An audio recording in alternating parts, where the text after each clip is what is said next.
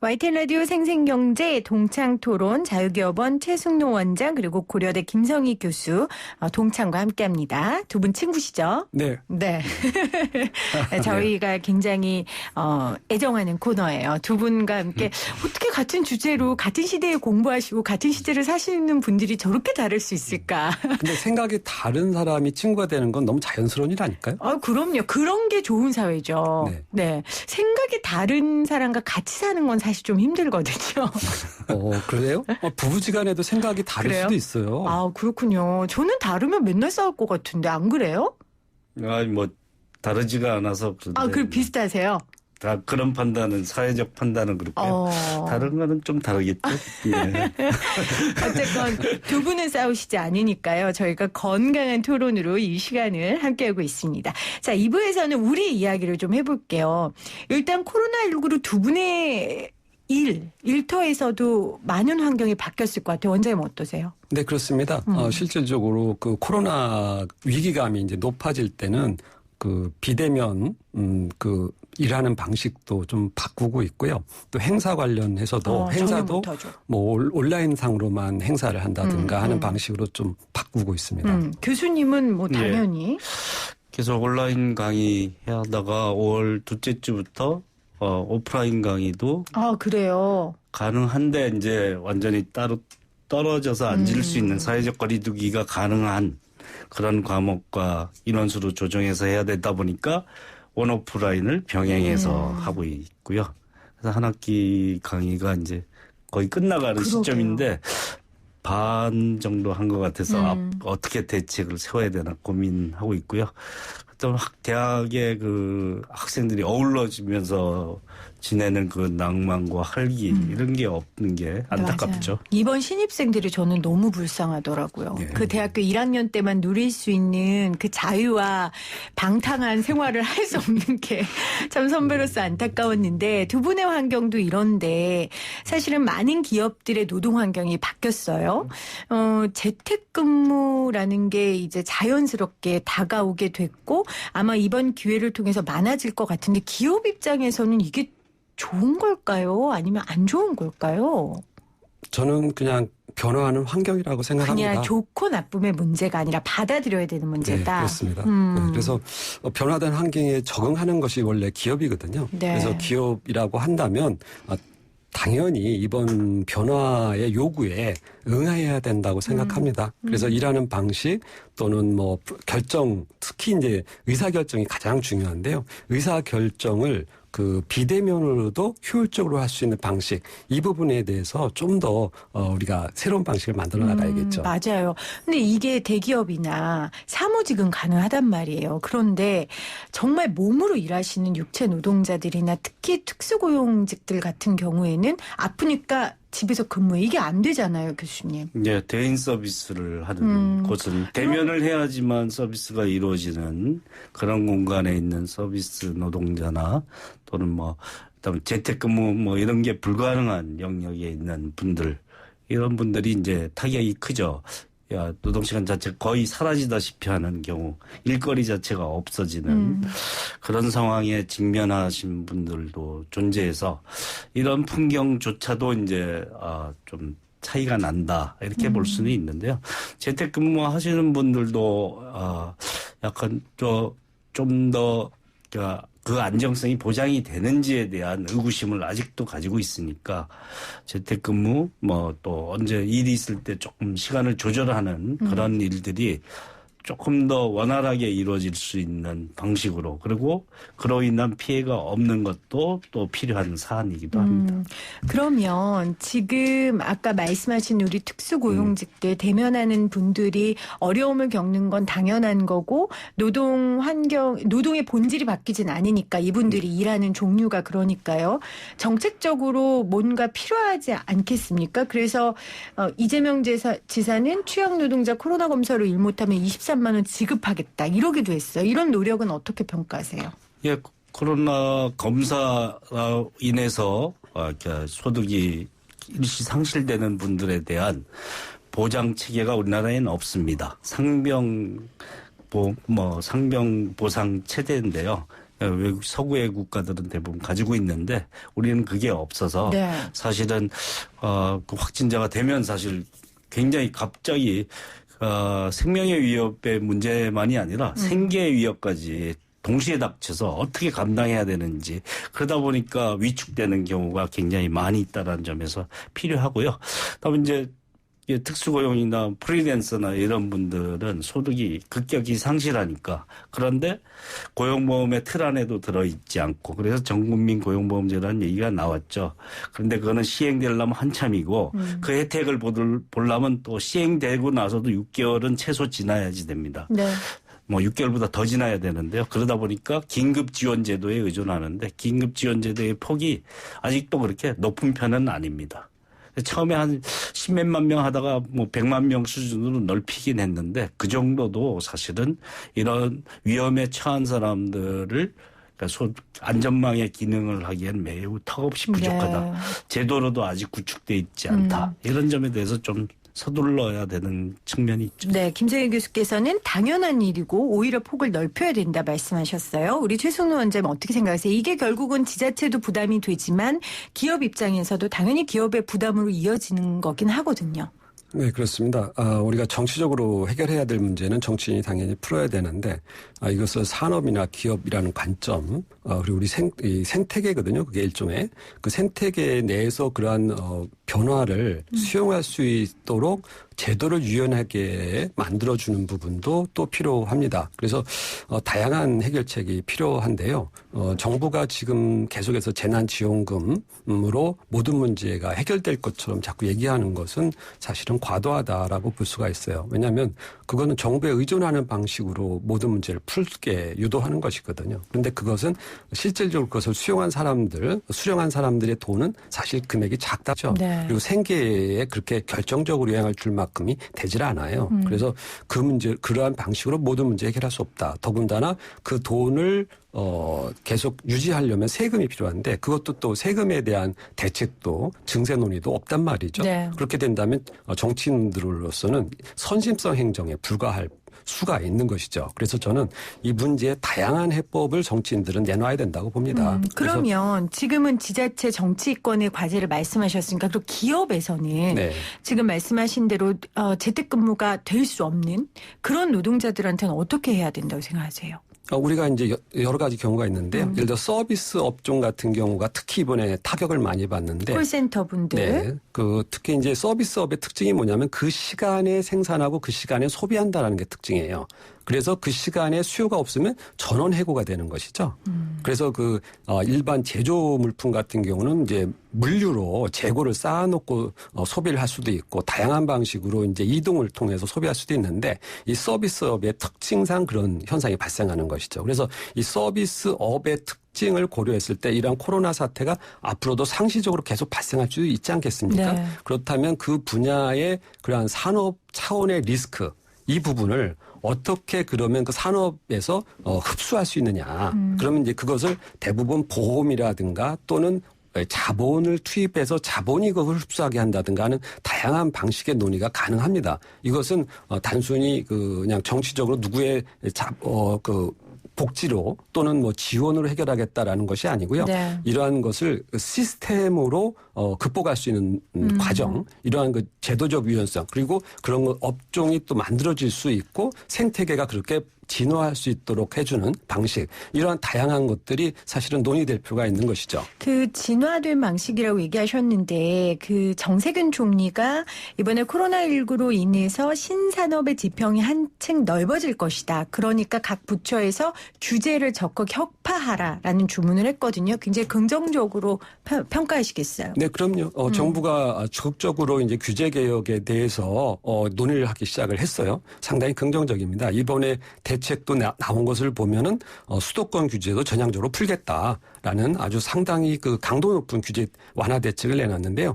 이러한 적극적인 자세는 저는 우리 정치인들이 그동안 풀지 못했던 과제를 이번 정부가 과감하게 풀려고 하는 시도 상당히 저는 긍정적으로 생각합니다. 자, 김성희 교수님은 이런 정부의 발언, 시도 어떻게 평가하세요? 예, 신산업 진입 장벽에 대해서 해소하겠다라는 것은 그 자체로는 문제가 없을 수 있는데. 대전제는 맞으나 예, 대전제라기보다 규제 어떤 규제를 해결을 해야 되느냐에 대한 뭐 우리가 미래 산업으로 가는 데 있어서 구산업의 지체에 의해서 장애가 됐던 요소들이 있지 않습니까?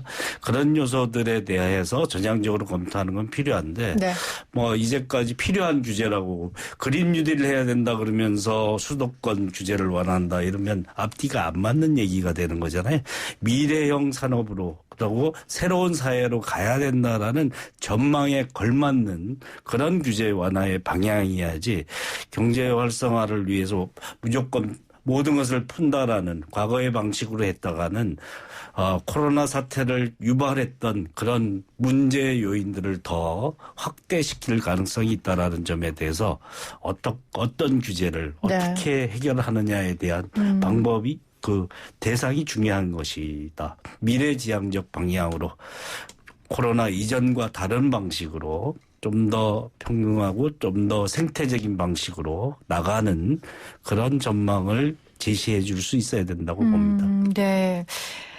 두 분 다 원론적으로 다 맞는 말씀을 해주시는데 이게 사실 케이스 바이 케이스 다 달라요. 그러면 우리 원격 의료에 대한 이야기 좀 짧게 나눠보죠. 그러니까 사실 뭐 두 분 다 전문가는 아니시지만 워낙 그 산업에 대한 부분이니까요. 이번에 코로나19로 인해서 원격 의료에 대한 찬반 논란이 굉장히 커요. 정부는 지금까지 사실은 반대했었는데 이번에 코로나19로 인해서 이건 어쩔 수 없는 흐름이다. 그래서 원격 의료를 본격적으로 정부 주도로 해보겠다 하고 나오고 있거든요. 어떻게 보세요? 네, 그동안 이제 규제로 원격 의료가 불가능했었죠. 근데 이 부분이 이번 코로나 사태로 불가피하게 이루어질 수 밖에 없다라는 네. 상황이 오니까 이제 정부로서도 국민과 함께 대화할 수 있는 여지가 생긴 것이죠. 그리고 그것을 일방적으로 반대했던 의사협회라든가 이러한 분야에서도 그것을 강하게 주장하기 어려운 예외성이 발생을 한 겁니다. 마치 교육 현장이 그동안 규제가 잘 풀리지를 못했었는데 많은 분들이 AI가 교육계를 바꿔놓을 거라고 생각을 했었는데 코로나가 사실은 교육계를 완전히 근본적으로 바꿔놓고 있어요. 그래서 온라인 강좌를 모든 교수님들이 지금 수용하고 있지 않습니까?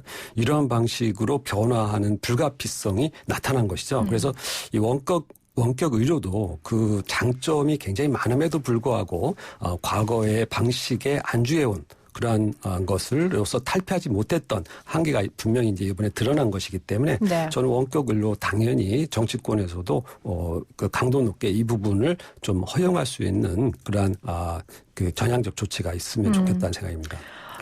예, 뭐 원격 의료의 필요성에 대해서 그 자체로 필요하다라는 데 대해서는 새로운 인식이 많이 생겼을 거라고 생각하는데 원래 반대했던 이유는 이제 의사협회도 강력하게 반대하죠. 동네 병원 다 죽는다. 독점 체인화된다.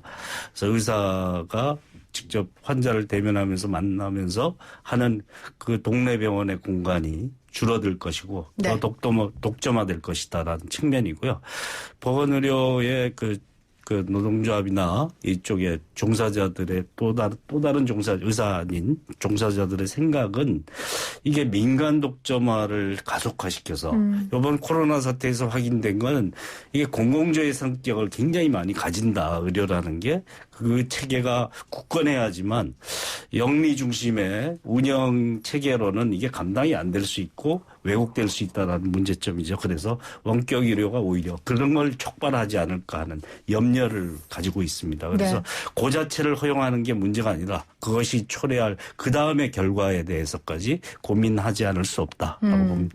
근데 그 결과에 대한 고민을 정부에서 충분히 하고 추진한다고 보세요? 교수님께서는? 그 부분에 대한 의문 제기를 하는 거거든요. 반대하는 지금까지 반대했던 건 이런 우려에 대해서 네. 공감을 가지고 있다가 지금은 이제 원격 의료라는 그 행위 자체의 필요성은 인정을 하는 건데 그걸 어느 수준에서 어떻게 허용할 것인가 그 방식으로 이제 결정이 돼야 될 문제라고 생각합니다. 그 사실 이 변화의 흐름을 바꾸는 게 어떻게 보면 고심해서 바꿔야 되는 것 같고 어떻게 보면 고심하다 보면 때를 놓쳐서 못 바꾸는 것 같고 굉장히 좀 어려운 문제인 것 같아요. 그러나 우리 모두 동의하는 건 코로나19 이전으로 돌아갈 수 없다는 건 지금 동의하고 있는 거거든요.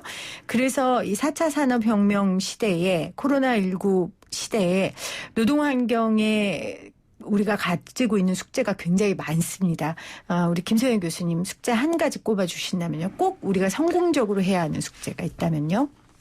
예, 이 새로운 시대가 열릴지 과거 체제로 회귀할지 갈림길에 있다고 생각합니다. 네. 현재 이제 구멍이 숭숭 뚫린 문제를 제도로서 보완해야 된다라는 그런 공감대가 확산도 돼 있다고 생각을 하는데요. 그래서 제도적 체계를 좀 안전망 체계를 재정비해야 된다. 모든 측면에서의 안전망을 재정비하지 않고는 앞으로 닥칠 그런 폭풍우가 많은 사람에게 불평등한 결과를 초래할 가능성이 굉장히 높기 때문에 네. 이것을 모두가 함께 그것을 감당할 수 있는 그런 구조적인 태세가 정비될 필요가 있다라는 그래서 안전망을 제도화하는 과제를 지금 반드시 포스트 코로나를 대비해서 시급하게 준비해야 되지 않나 네. 생각합니다.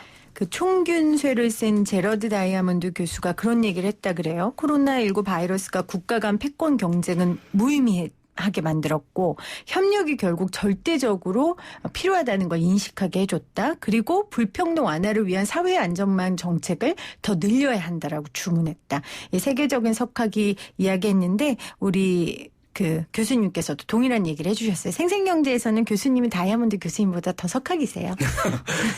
예, 오늘도 오전에 그와 네. 동일한 맥락에서 얘기를 했는데요. 예, 우리가 불평등을 확대하는 상황으로 가지 않고 네, 새로운 전망이 필요하다. 새로운 전망, 평등을 더 추구할 수 있는 전망으로 가야 된다고 봅니다. 자, 최승로 원장님은 우리에게 지금 주어져 있는 과제. 우리 사회가 계속해서 이제 힘이 빠진다라고 얘기를 하는데 그 얘기는 뭐냐면 중산층이 무너지는 거예요. 그래서 중산층이 무너지는 흐름이 장기간 지속이 되면 네. 활력이 떨어질 수밖에 없죠. 그러면 불평등이 심화됩니다. 그래서 저는 그 중산층이 줄어드는 것이 아니라 중산층이 늘어날 수 있는 구조를 만들어야 된다. 그래야지 불평등을 해소할 수 있다고 봅니다. 그래서 그것은 좀 더 우리가 유연하고 탄력적으로 움직일 수 있는 공간이 만들어야 된다고 봐요. 그래서 지금 우리 위기가 왔을 때 대한민국만큼 그런 국민들이 이렇게 빠르게 적응하고 또 그런 것을 국난 극복을 아주 이렇게 굉장히 큰 장점이 있는 유연한 국민이 없죠. 네. 이런 그 긍정성을 본다면은 앞으로 미래는 더 빠르게 변하고 빠르게 위기가 반복적으로 일어나는 시대란 말이죠. 그렇다면 우리 국민들에게 이 장점, 적응을 잘하면서도 환경의 변화에 더 나은 해결책을 찾아가는 이 능력을 발휘할 수 있도록 우리가 제도적으로나 환경이 좀 더 유연함을 용납하는 환경으로 만들어 간다면 우리 국민 내의 그러한 장점이 더 발휘가 되고 더 많은 중산층의 폭이 넓어짐으로 인해서 이 불평등을 해소하는 그러한 궁극적으로 아주 좋은 결과, 많은 사람들이 희망하는 결과를 얻을 수 있지 않을까 생각합니다. 네. 지금 5209님께서 미국은 경제적으로 선진국이면서 국민들의 본성은 보이지 않는 인종차별의 폭동으로 표출되고 있네요. 코로나로 우리나라 위상은 높아졌는데 다문화 가정, 외국인 노동자들에게도 배려 많이 해야 될 것 같습니다. 하셨습니다. 7313님은 김포공항에 근무하던 아들도 집에 있고 대학교 4학년 딸도 집에 있고 남편은 명퇴 앞두고 또 83 어머니도 외출 금지로 많은 일들이 일어나고 시간은 점점 길어지고 그러네요. 답답한 마음으로 억지 부립니다. 선물 주실래요? 이렇게 보내주셨습니다. 이 답답한 마음이 느껴져서 우리 모두가 그렇죠? 설명 안 해도 이 상황이 너무 그려지죠. 참 마음이 안타깝네요. 또 유튜브 보이는 라디오 창에는 고돌김김님은 젊은이들 일자리는 없어지고 노인분들 공공근로만 늘고 있어 정말 문제입니다. 또 이렇게 의견 보내주셨습니다. 오늘도 함께해 주신 두 분 감사하고요. 다음 달에 두 분 뵐 때는 이 학교 종소리가 온 나라에 가득가득 더 자주 들린 그 상황에서 두 분을 뵀으면 좋겠습니다. 고맙습니다. 네, 예, 감사합니다. 고맙습니다. YTN 라디오 생생경제 한 주 동안 함께 들어주시고 또 봐주시고 저희 기사 읽어주시고 문자 남겨주신 여러분들 감사합니다. 여러분들과 함께 만들어가는 방송이에요. 여러분들의 삶의 터전의 이야기를 나누는 방송입니다. YTN 라디오 생생경제 여러분들과 함께 하겠습니다. 여러분들의 관심과 애정을 더 갈구합니다. 함께해 주시기를 바랍니다. 주말 날씨가 참 좋은데 아직까지는 즐기란 말씀 드리기가 좀 조심스럽네요. 지금은 조심해야 할 때니까요. 여러분들 함께해 주시고요. 질병관리본부에서 브리핑할 때 이런 말을 하는데 가슴에 참 와닿았습니다. 아이들이 지금 학교를 못 가고 있다. 지금은 어른들이 조금 더 희생해서 아이들이 학교 갈 수 있게 만들어주는 게 중요하다. 제가 아이 엄마여서 그런가요? 그 말이 참 와닿더라고요. 어른의 의무일지도 모르겠습니다. 지금 우리가 하는 희생이요. 함께해 주신 여러분 감사합니다. 저는 월요일 3시 10분에 다시 올게요.